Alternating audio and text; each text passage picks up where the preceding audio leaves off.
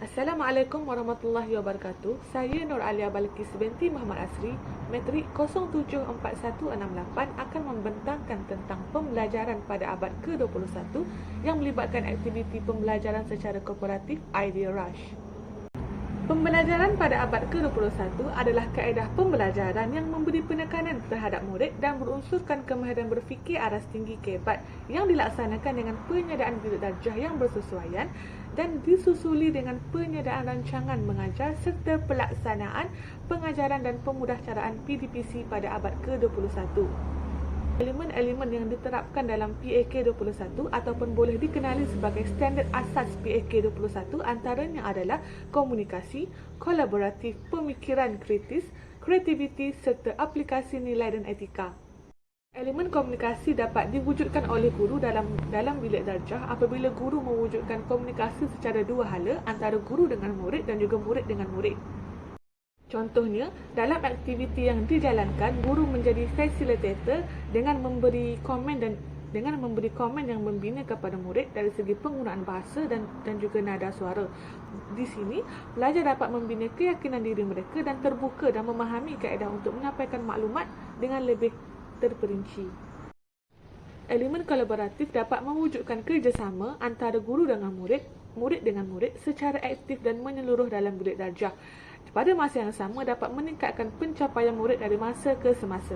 Elemen pemikiran kritis dapat diterapkan melalui keupayaan pelajar untuk membuat penilaian terhadap idea yang diterima, termasuk kebaikan dan juga kelemahan dalam membuat pertimbangan yang wajar. Seterusnya adalah elemen kreativiti, yang mana elemen ini melatih murid untuk berfikir di luar kotak dan juga menghasilkan sesuatu yang baru dan berguna, yang mana murid akan berani mengambil risiko untuk mengeluarkan idea tanpa rasa bimbang dikritik oleh guru ataupun rakan mereka.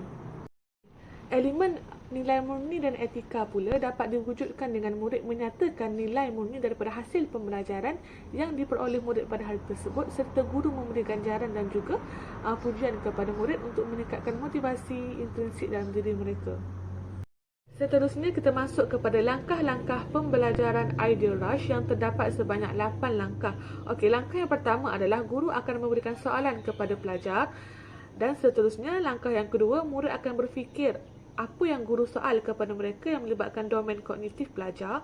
Okey, di sini pelajar akan bergerak secara berkumpulan kecil dalam bilik darjah yang mana setiap pelajar akan menulis idea dengan cepat pada sekeping kertas kecil berdasarkan jawapan yang diperolehi oleh pelajar setiap individu.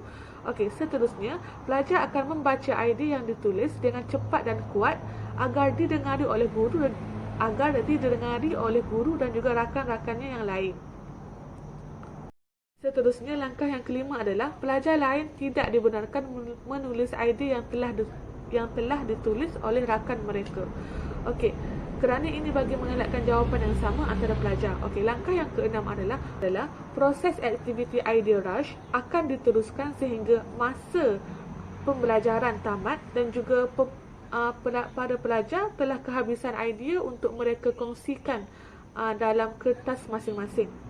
Okey, langkah yang ketujuh adalah guru akan mengumpulkan semua jawapan pada pelajar dan akan memilih satu ataupun dua jawapan yang terbaik daripada kalangan pelajar. Seterusnya, langkah yang ke-8 adalah pelajar akan mengorganisasikan idea mereka dan membuat pembentangan di hadapan kelas agar idea-idea masing-masing dapat dikongsi oleh rakan-rakan yang lain.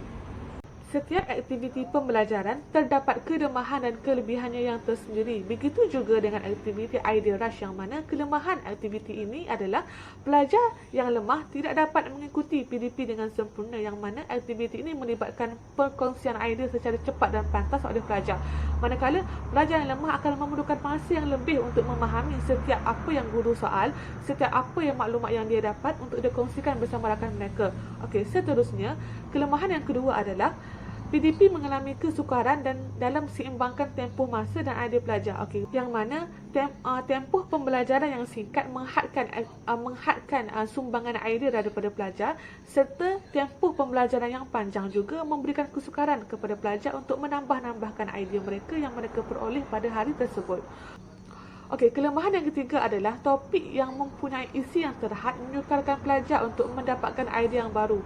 Topik pembelajaran guru pada hari tersebut sekiranya mempunyai isi yang terhad dan juga ringkas, menyukarkan pelajar untuk mencari idea untuk mengelakkan daripada jawapan yang sama dengan pelajar yang lain. Untuk kelebihan aktiviti idea rush dalam bilik darjah pula adalah yang pertama, aktiviti ini melibatkan pelajar bekerjasama secara aktif dan sentiasa bersedia untuk berkongsi maklumat dan juga berkongsi idea.